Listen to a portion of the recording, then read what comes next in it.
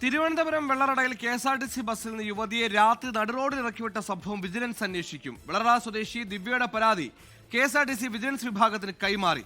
Server തകരാറ് മൂലം Google പേ വഴി പണം നൽകുന്നത് പരാജയപ്പെട്ടതോടെയാണ് യുവതിയെ കണ്ടക്ടർ നടുറോഡിൽ ഇറക്കിവിട്ടത്. അതും 18 രൂപയുടെ ടിക്കറ്റിനെ ചൊല്ലി.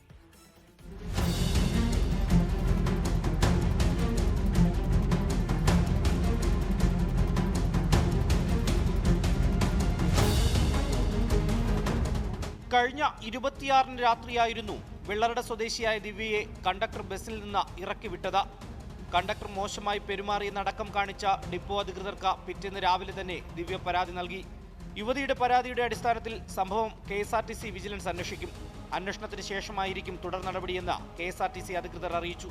കുന്നത്തുകാലിലെ സ്വകാര്യ ആശുപത്രി ലാബ് ടെക്നീഷ്യനായ താൻ 26 രാത്രി 8:45-നാണ് കൂനമ്പനയിൽ നിന്ന് ബസ് കയറിയത്. പേഴ്സ് എടുക്കാൻ വിട്ടുപോയതിനാൽ ഗൂഗിൾ പേ വഴി പണം നൽകാൻ ശ്രമിച്ചു. സെർവർ ബിസിയായതിനാൽ ആ ശ്രമം പരാജയപ്പെട്ടു. കുറച്ചു ദൂരം മാറിയാൽ നെറ്റ്വർക്ക് പ്രശ്നം മാറുമെന്നും ഇല്ലെങ്കിൽ തന്നെ കാത്തുനിൽക്കുന്ന ഭർത്താവ് ബസ് വെള്ളറടയിലെത്തിയാൽ ഉടൻ പണം നൽകുമെന്ന് പറഞ്ഞെങ്കിലും കണ്ടക്ടർ കേട്ടില്ല. മറ്റുള്ളവരുടെ മുന്നിൽ വെച്ച് അപമാനിച്ചു. വളരെ മോശമായി പെരുമാറി. തുടർന്ന് കാരക്കോണത്തിന് സമീപം ആളൊഴിഞ്ഞ സ്ഥലത്ത് ഇറക്കിവിടുകയും ചെയ്തുവെന്നാണ് ദിവ്യയുടെ പരാതി.